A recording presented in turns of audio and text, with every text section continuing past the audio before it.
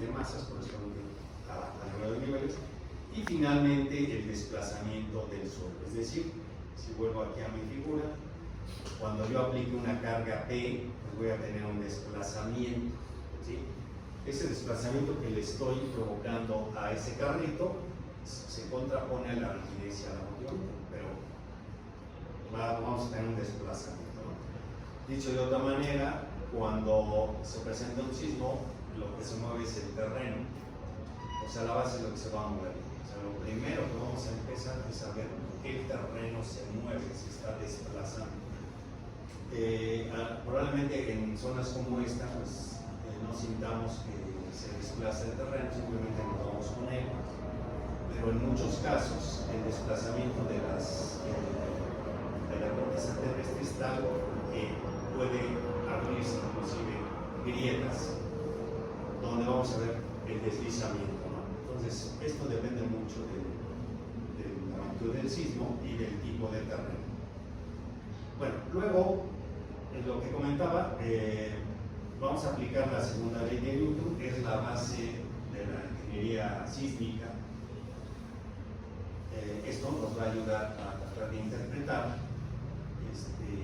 la fuerza que se va a generar dentro de la estructura. Entonces yo decía que lo correcto sería que le aplicáramos una aceleración. El sismo, aquí esta aceleración que tenemos aquí abajo, no la puedo sujetar, esta aceleración, de ahí, digamos, si yo tengo un sismo que se me va a presentar y puedo medir esa aceleración, entonces esa aceleración se la meto a mi estructura y puedo ver cómo es el comportamiento. Eso sería, digamos, lo ideal. Hoy en día las normas actuales permiten hacer revisiones usando acelerogramas, pero solo revisiones. O sea, no permiten que diseñemos con esos espectros, con esos acelerogramas, porque la verdad es que no sabemos el tipo de aceleración que se le va a presentar a la estructura. Se puede variar mucho, aunque la norma nos exige actualmente que podemos usar de 8 a 12 parejas de acelerogramas. Estos acelerogramas son aceleraciones en el tiempo y con eso ver o revisar una estructura. La realidad es que es bastante complicado hacer eso. Entonces, ¿qué hacemos? Bueno, vamos a simular una aceleración, la vamos a multiplicar por la masa y vamos a obtener una fuerza. Esta fuerza es la que vamos a aplicar a la estructura y con esa la vamos a diseñar. Bueno, de esta vemos que la fuerza menos la masa, ahora si llamamos a la aceleración x2 punto, tenemos que F menos la masa por aceleración sería igual a 0, donde ahora hacemos esta conversión, la masa por x2 punto, decimos que es la aceleración de la masa de la estructura, ¿sí? Para que esto surta efecto, ¿qué es lo que pasa en un sismo? Pues resulta que la estructura se mueve el suelo y se mueve con una fuerza, con un movimiento en el tiempo, eso me da una aceleración. ¿Y qué es lo que ha hecho la ingeniería sísmica? Bueno, esos movimientos los tradujo en aceleraciones. Pues en realidad es más sencillo que nosotros miramos el desplazamiento del terreno. Cuando estamos, por ejemplo, en planta baja y estamos sintiendo un sismo, lo que está pasando es que el terreno se mueve. Eso sí lo podemos hacer, se está moviendo, se está desplazando.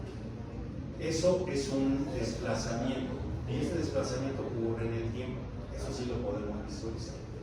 La aceleración y la velocidad es un poquito más complicada. Si ustedes se recuerdan, esa distancia que se mueve el terreno, si la divido en un tiempo, me da una velocidad. Si esa velocidad la vuelvo a dividir en otro tiempo, me da una aceleración. Entonces, ¿qué es lo que hace, que ha hecho la ingeniería sísmica? Pues es tratar esos movimientos en aceleraciones. O sea, registrar los movimientos del terreno en aceleraciones para poder aplicar directamente esta expresión. Fuerza igual a masa por aceleración. Por eso nosotros vamos a registrar los sismos con aceleraciones. Hay una red acelerográfica en México a raíz de 1985. Se tenían como 5 o 6 estaciones que podían medir la aceleración del sismo. Una de ellas estaba en la Secretaría de Comunicaciones. colapsó y evidentemente pues ya no hay registro. Creo que es el único registro que se tenía en aquella época, ¿no? Hoy en día las redes tienen bastantes acelerógrafos, entonces viene un sitio y se registra en cualquier parte, ¿no? Eso es una gran ventaja. Por ejemplo, en 2017 las estaciones en Villacuapa registraron aceleraciones más grandes que, por ejemplo, en la colonia Roma o que en la ciudad universitaria aquí. La red acelerográfica la lleva el Sismológico Nacional. Ustedes saben eso, inmediatamente que viene un sismo se nos saca cómo es la aceleración, ¿no? Entonces, si seguimos con esta F-MX, podemos aplicar este principio de D'Alembert. Ustedes lo estudiaron por ahí en dinámica.